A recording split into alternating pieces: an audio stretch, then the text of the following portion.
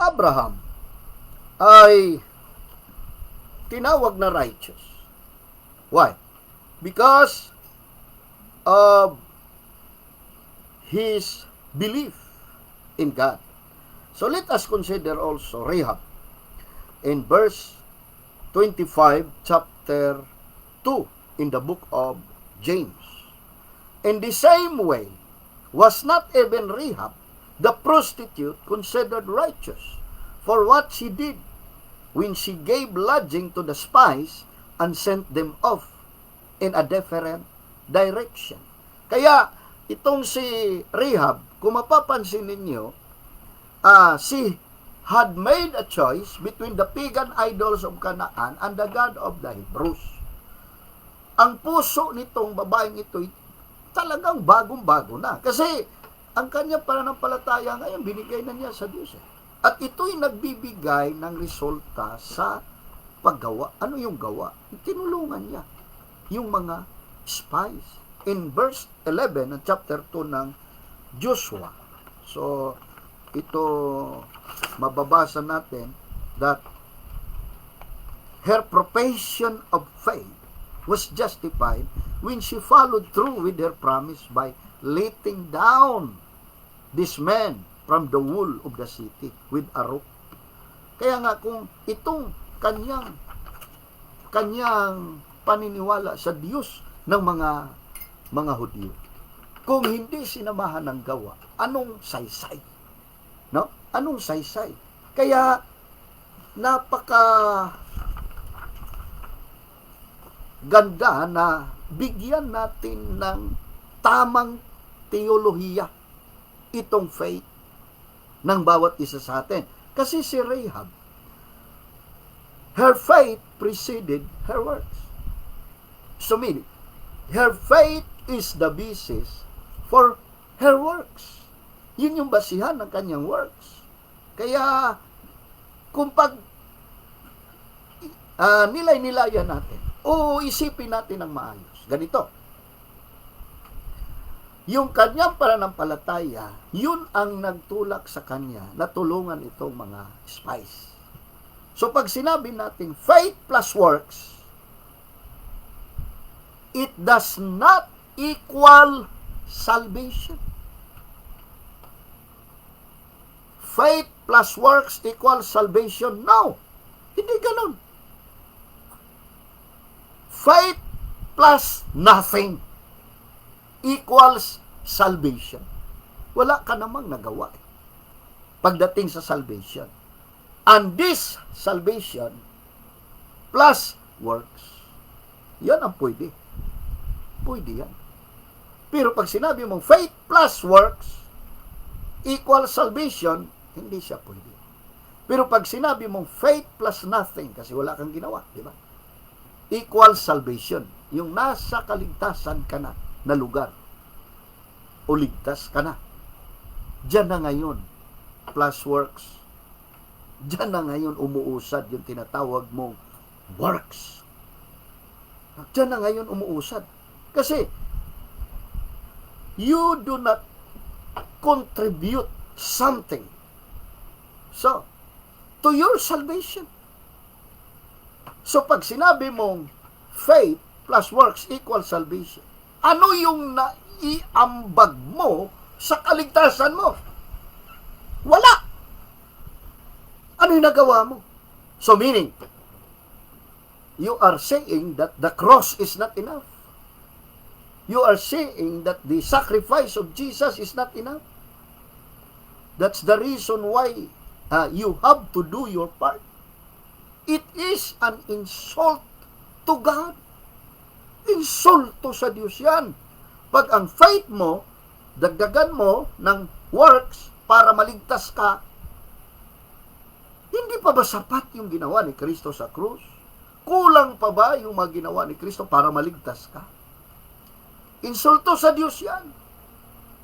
Kaya nga, binanggit niya yung it is finished, titilistay. Ibig sabihin doon, sa pangyayaring yun, progressive po yun. Ibig sabihin, kompleto na. Hanggang ngayon, working. So, ibig sabihin nito, based on our argument. Faith plus nothing. Sabihin, wala kang ginawa, equal salvation. When you have this salvation, diyan na nadadagdag yung works. That is genuine faith. Hindi faith plus works. So, now, in Galatians 1:8-9, but even if we are, or an angel from heaven, should preach a gospel other than the one who preached to you, let him be eternally condemned. As we have already said, so now I say again, if anybody is preaching to you a gospel, then what you accepted, let him be eternally condemned. So meaning, salvation by works, or anything else besides the grace of God, is another gospel. Hindi yan yung ibanghilyo na pinag-uusapan natin. Another gospel po yan. When we talk about the letters of James, it deals with sanctification. Hindi yan how to become a Christian. But it deals with Christian life teaching. So if you had to work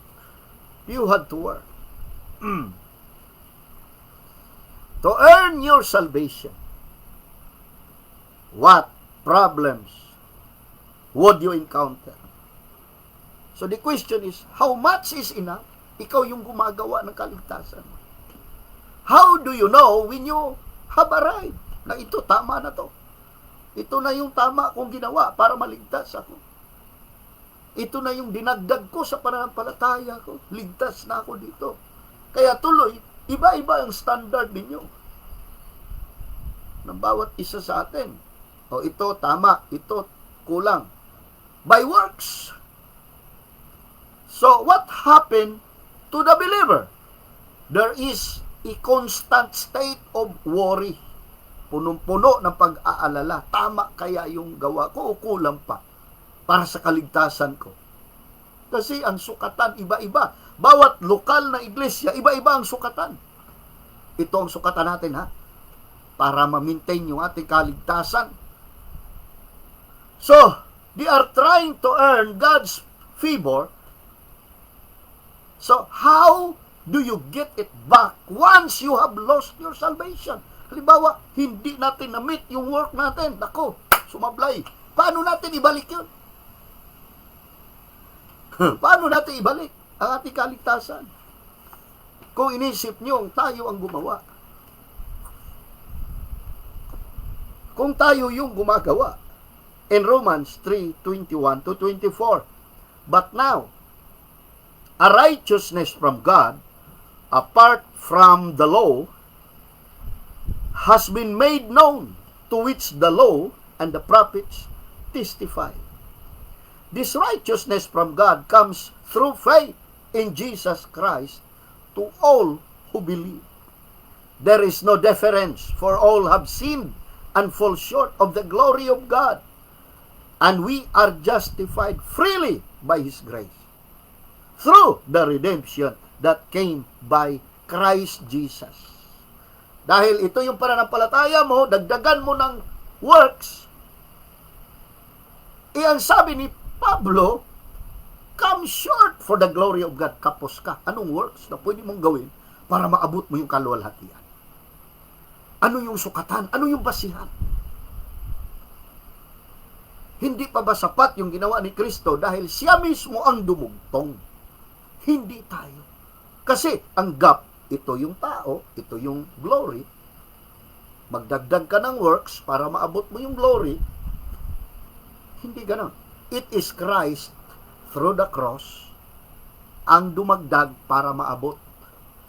Hindi tayo. Siya yung dumugtong. Siya yung naglagay. So our faith must produce good works. Yung living faith, automatic na po yan. Ang bunga niyan, works. Good works. At may approval sa Diyos yan. Yung tamang turo, yung tamang teolohiya, ang bunga niyan, good works. Automatic po yan. Kusa na yan. Kasi nga, sanctification. Kusa na yang magbabago. Kusa na yan.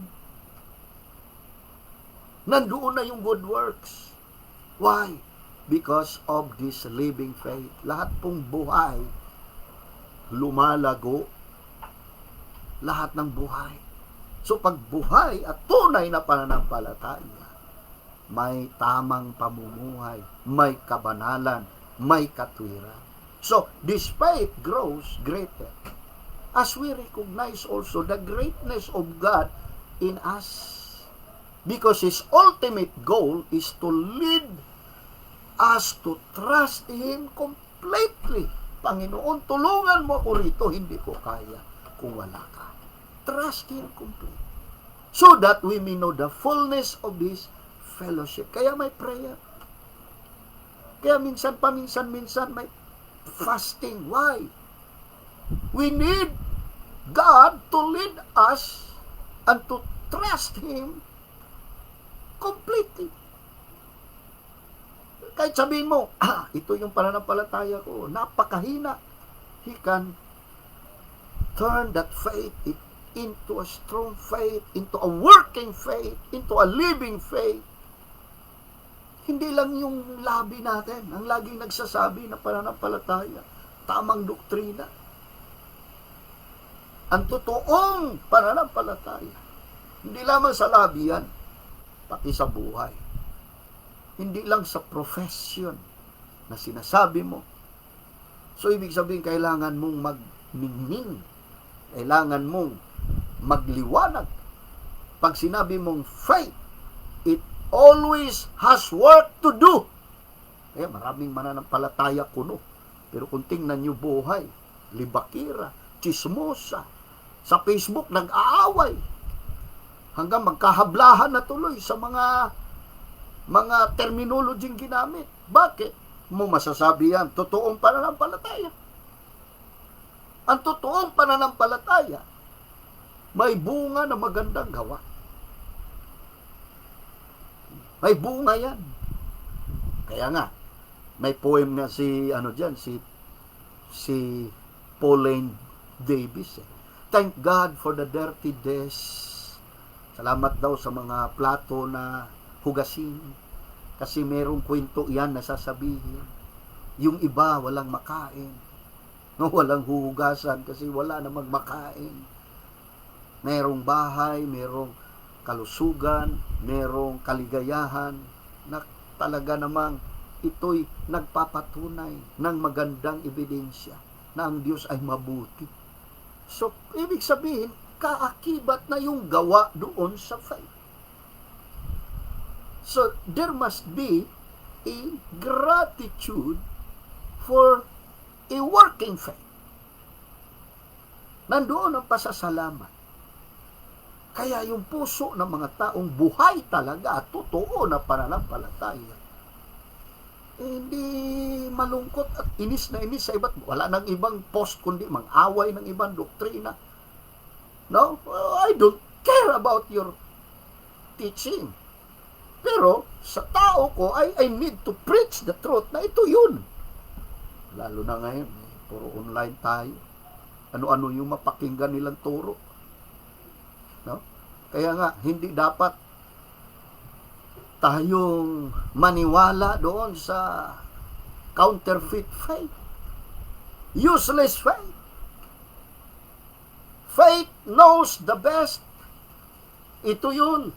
Nagpo-produce ng pananampalataya natin. Ito yung Word of God. Ito yun. Faith cometh by hearing and hearing by the Word of God. So, ang Word of God na to ay dapat mag-manifest sa buhay natin. Kasi ang main goal ni James is to teach us how to discern the genuineness of one's faith. And we can distinguish between dead faith and the living faith. Kaya nga dapat ganun ang ating mind setting. Ang malinaw na pananampalataya, ang tanda nito, it is the faith. It is not what you say. It is what you do. Yung anong ginagawa natin. So, salamat sa Panginoon dahil sa umagang ito, tayo magkakaroon ng ganitong paksa. So, a genuine faith produces works. Purihin ang Diyos. God bless you all. Tayo manalangin, dakilang Diyos.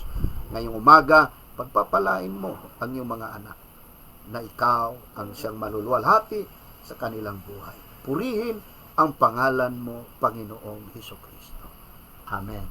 Mga kapatid, ang pagpapala ng Diyos ay na sumasa inyong lahat, higit sa lahat, yung pamumuhay na merong kagalakan sa presensya ng Diyos. Purihin ang ating Panginoon. God bless you all.